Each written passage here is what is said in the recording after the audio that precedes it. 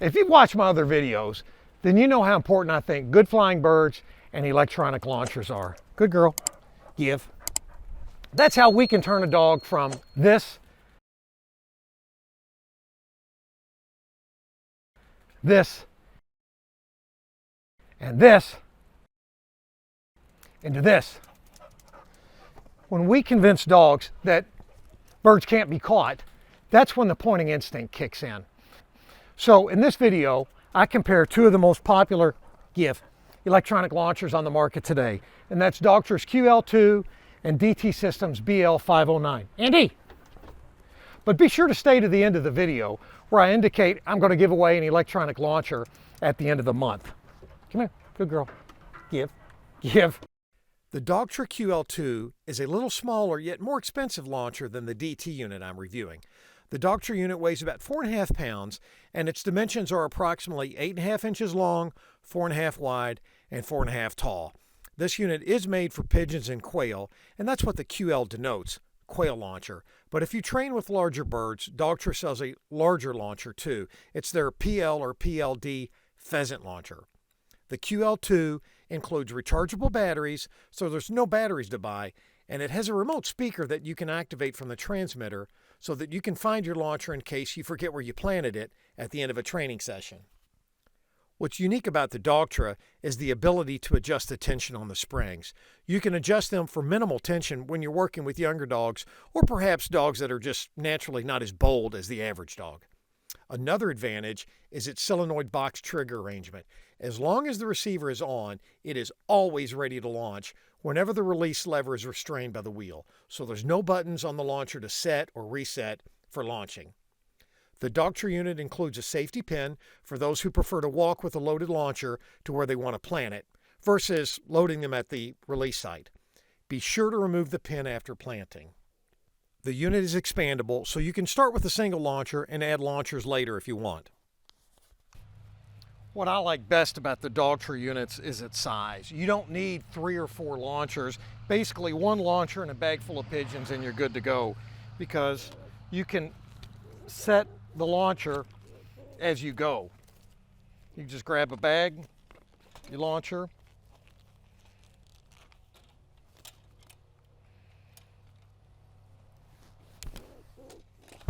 set it, work your dog, then pick your launcher up, motor on down to where you want to set your next bird, grab another bird,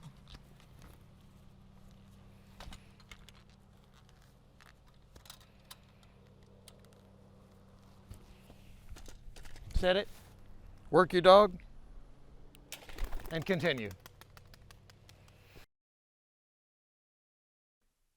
The DT Systems BL509 is a little larger and less expensive than the Dogtra unit. It weighs nearly 50% more at almost 6.5 pounds and is over an inch longer and an inch taller than the Dogtra unit.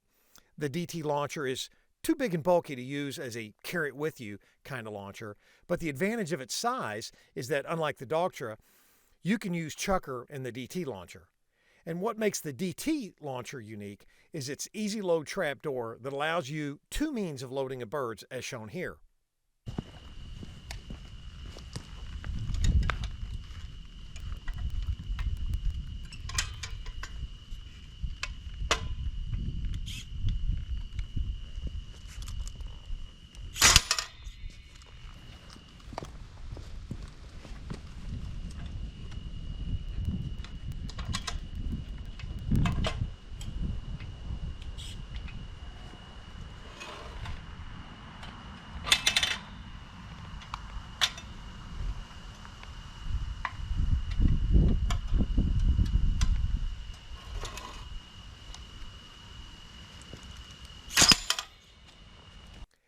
And the combination of the easy load door and being slightly larger, you could actually load 2, possibly 3 quail if you wanted to.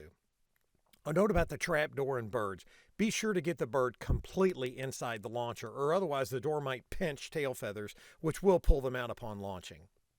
Another thing nice about the trap door is that if you ever want to stop a session early, I know that's a foreign concept to a lot of people, but maybe your dog made a lot of progress on the first or second bird.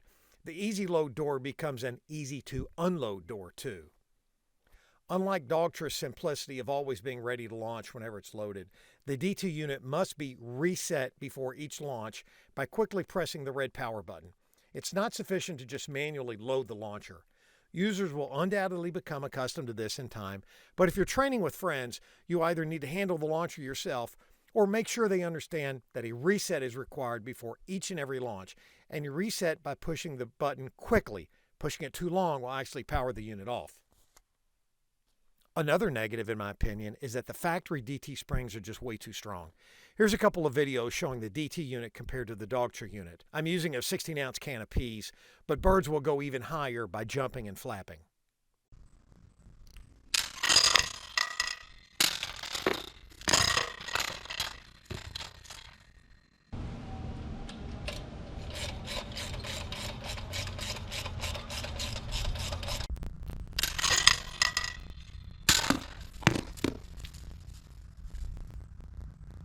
The DT unit uses conventional 9-volt batteries, so there's no battery charger to misplace.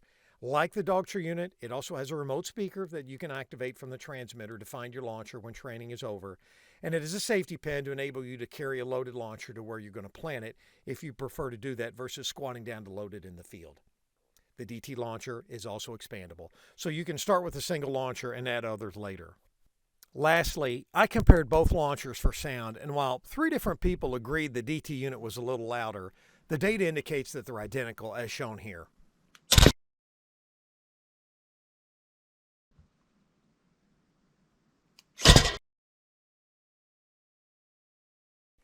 In summary, if portability, having adjustable springs, or ease of operation is important to you, then I recommend Dogtra's QL-2.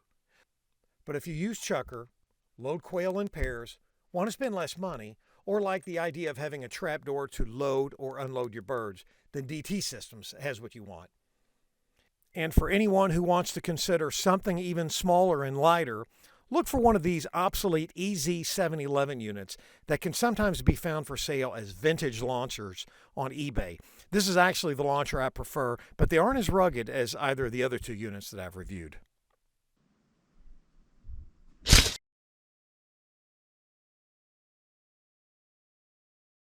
At the beginning of the video, I indicated that I was going to have a launcher giveaway. If you're a subscriber and you're interested, send me an email to launchergiveaway@mail.com, and on New Year's Eve, I will randomly draw a name, and I'll post in the comment section the winner, and after they give me their mailing address, I'll ship it free. So anyway, thank you for watching, and good luck with your dog.